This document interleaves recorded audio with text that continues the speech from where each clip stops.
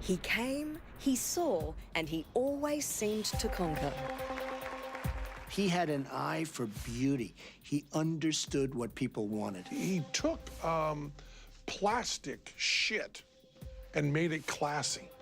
In 2007, Steve Jobs introduced a product that would make Apple the richest company on the planet. Steve Jobs was a master at teasing new technology to people, and everyone turned up to Macworld thinking they were seeing a new iPod or a new Mac. He was showing them something vastly different, something new and something that was going to change the world, and he did it like the master that he was. Every once in a while, a revolutionary product comes along that changes everything. An iPod, a phone, and an internet communicator. An iPod, a phone. Are you getting it? And we are calling it iPhone. Today, we look back and it all looks so easy. But the product launch of one of the most popular products ever could have gone disastrously wrong, and Apple's fortunes along with it.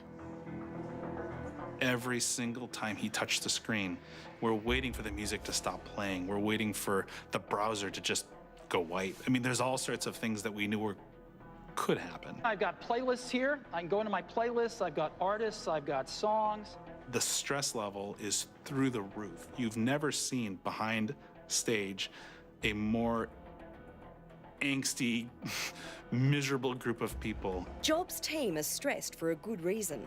The iPhone that Steve is holding doesn't really work. We had a very careful path. It was called the golden path that Steve had to follow. He had to do exactly these things in exactly this order. And if he didn't, it could crash. What the rapt audience doesn't know is that to avoid these crashes, there are several iPhones in the lectern, with Jobs discreetly switching between them.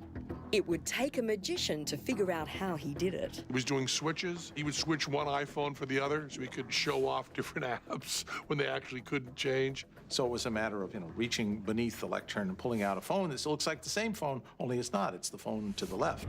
As the demonstration goes on, Jobs' backstage team do what any sane men would do under this kind of pressure. They start to drink heavily. I could play with this for a long time. I just anticipated all this going wrong. So on my drive, I brought with me a bottle of scotch.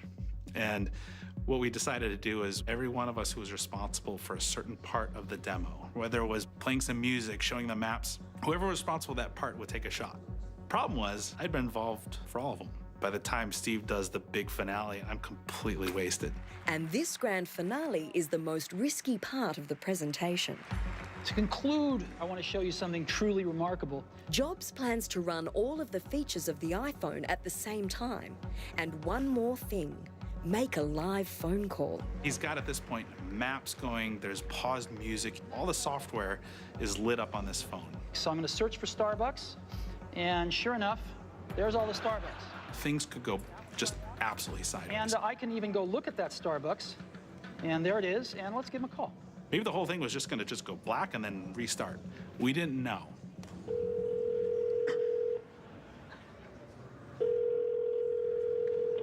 Good morning, Starbucks in Howard. How can I help you? Yes, I'd like to order 4,000 lattes to go, please. No, just kidding. Wrong number. Thank you. Bye-bye. The Force was with Steve Jobs that day, which prevented a farce. It was the first time any of us as a group saw just a perfect demo. I mean, we'd never seen the whole thing go off without a hitch. I personally was unaware of any significant glitches that were taking place. How beautifully it seemed to function was compelling. And 6 months later, the world got to stand in line for the very first time. This is gonna be like going down in the history of all cell phones. To see the line of people snaking around the building, waiting to hand over $700+ for a phone that we had just created, was the time where it really kind of hit home for me. Steve, I love you! The iPhone becomes the fuel for a new fire of social media. The internet experience became usable, became real, became tangible, became popular. That was where the iPhone excelled. How's the smartphone changed our lives? It's changed everything. Everything is trackable, filmable, shareable. You can use it for basically any function that you want to do. You can do it better by using a smartphone. The impact of it is unprecedented human connectedness.